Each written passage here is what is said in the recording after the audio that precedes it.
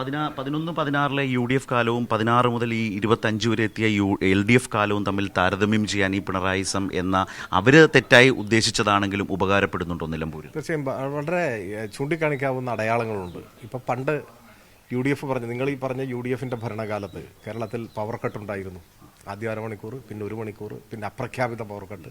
വ്യവസായങ്ങൾക്ക് 100% വൈദ്യുതിയില്ല. ഇതായിരുന്നു. ഇപ്പം അത് മാറി. ഇപ്പം പവർ കട്ടില്ല. അപ്പോൾ കോൺഗ്രസ്സുകാരനായ ഒരാൾ ചിലപ്പോൾ രാഷ്ട്രീയ വിയോജിപ്പുണ്ടാവും, വിമർശനമൊക്കെ ഉണ്ടാവും. എന്നാലും ഇത് തെറ്റാണ്, ഞങ്ങളുടെ കാലത്തെ പോലെ പവർ കട്ട് വേണം എന്നാഗ്രഹിക്കില്ല. അങ്ങനെ ആഗ്രഹിക്കാൻ പറ്റില്ലല്ലോ മനുഷ്യരെന്ന നിലയ്ക്ക്. അപ്പോൾ ക്ഷേമ പെൻഷൻ 1600 രൂപ കൊടുക്കണം. ഇന്നലെ ഇപ്പോൾ 2 ഗഡു പെൻഷൻ വാങ്ങിയ ആളുകളെ കണ്ടു ഞാൻ. UDF കാലത്ത് അത് മുടങ്ങിപ്പോയിരുന്നില്ല. UDF ആണെന്നുകൊണ്ട് ഒരാൾ ആഗ്രഹിക്കുക ഇത് പഴയ പോലെ മുടങ്ങണം, ഇത് വേണ്ട അങ്ങനെ പറ്റില്ല. അപ്പോൾ നാടിൻ്റെ നന്മകൾ, ഈ വരുന്ന നേട്ടങ്ങൾ അത് പൊതുവിൽ അംഗീകരിക്കും, എല്ലാവരും സ്വീകരിക്കുകയും ചെയ്യും.